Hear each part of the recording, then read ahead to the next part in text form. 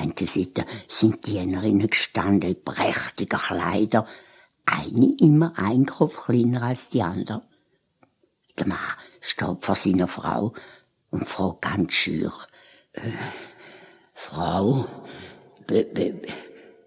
bist du jetzt König?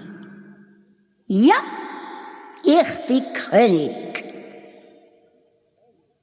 Da steht er, schaut seine Frau eine Zeit lang an und sagt, ach, Frau, das ist denn schön, dass du König bist. Jetzt wünschen wir uns aber nichts mehr, gell? Die Frau ist aber schon ganz unruhig auf ihrem Thron hin und her gerutscht. Wenn ich schon König bin, könnte ich grad so gut auch Kaiser werden. Gang zum Wut. Ich will Kaiser sein. Oh nein, Frau. Nein, für was auch? Kaiser kann der Put nicht machen. Nein, ich gang nicht. Das kann ich nicht. Die Frau aber hat einen ganz roten Kopf gehabt und brüllt. Ich bin König. Und du bist mein Mann und musst mir folgen. Kann der König machen, dann kann er auch Kaiser machen. Gang, Marsch! Da ist der Fischer halt gegangen. Bei sich hat er gedacht, Kaiser ist unverschämt. Der Butt wird am Ende noch müde.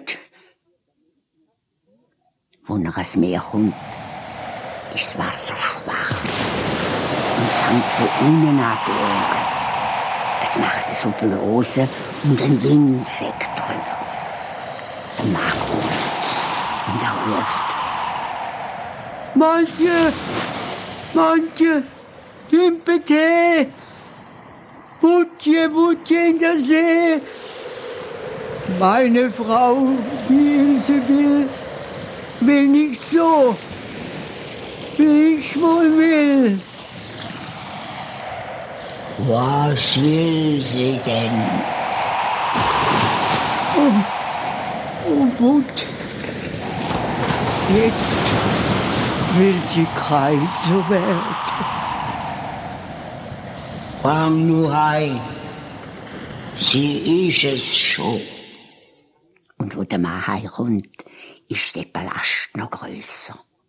Barone und Herzöge laufen umeinander, wie wenn's Diener wären. Die Frau sitzt auf einem Thron, der ist aus einem Stück Gold gsi. In der einen Hand hebt sie ein Zepter, in der anderen ein goldiger Reichshöpfel und neben dem Thron stehen die Diener vom allergrößten Reis bis zum kleinsten Zwerg. Der ist nicht viel grösser gsi als ein Daumen.